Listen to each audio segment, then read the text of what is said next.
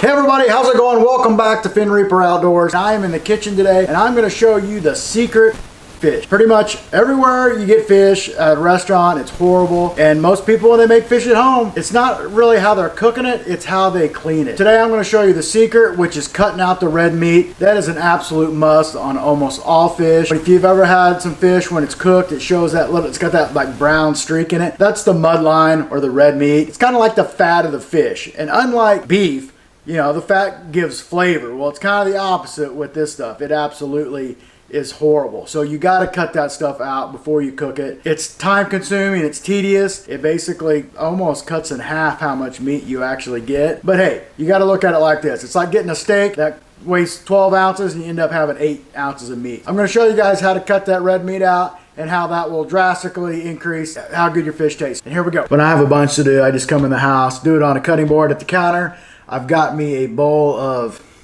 some cold water that I'm going to put the finished fillets in. Show you guys kind of what we're going to start out with here. I mean, some people can probably make their fish where it doesn't have much red meat in it. Yeah, maybe I'm not that good at cleaning fish. So basically, this is what it's going to look like before we start. So that's just your typical sheepshead fillet. I started doing this with blue cat actually when I lived in Missouri, and I swore up and down I can make blue cat taste like crappie. Most people couldn't tell the difference because I'd cut out all the red meat, and it would be just perfect. There's very few fish out there that don't have red meat in them. The best way to do this, come in with your knife at like a angle here, kind of a 45, and you're going to just cut the whole length of that. Same way on the other side. You can actually come out here even further than as you get closer, then you can come in at a 45. So we took out that whole center section. So we're just going to come in here and you can even kind of like, when you get these little pieces like this, you can just kind of shave them off actually, and it'll kind of come off. You can kind of see that's what all came off of that when I was shaving that off. Anyway, so that piece there is pretty much done. Got a nasty piece here on the side. I'll get that off of here. I don't know why when you go to a restaurant they don't cut this out. It is just disgusting. My wife won't eat flounder because we went to a very, let's just say, fancy restaurant in Orange Beach one time and she ordered flounder. It tasted extremely fishy, just a whole bunch of red meat that was left in it, and to this day, just because of that one experience, she won't eat flounders. That place is no longer in business. Basically,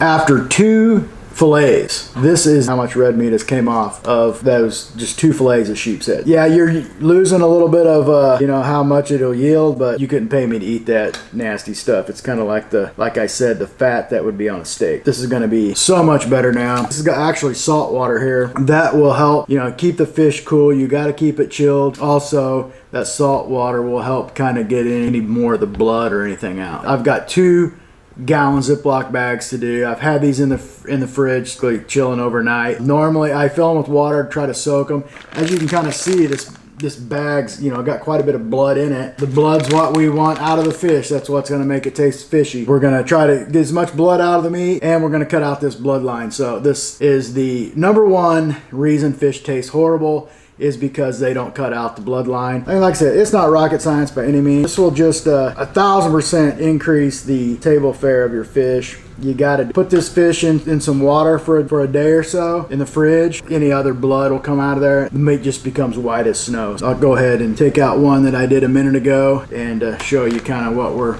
dealing with before and after. So here's what we kind of are dealing with before and after. So that's after. Obviously, you know, way better piece of meat than this nasty one with all this bloodline still in it. A little bit tedious, takes a while, my back always hurts, but it's got to be done. Do this to your fish. It will 1,000% increase the table quality and make it where everyone in the family wants to eat it instead of just you. I am going to go ahead and finish up all these. All right, folks, there you have it. The best way to drastically improve the quality of your fish. I'm going to go ahead, boil these up with some Old Bay, and throw some shrimp in there. I'll leave a link down in the description to that video so you guys can see how to cook them up that way. Hope you guys like this video. Please subscribe and we'll see you next time.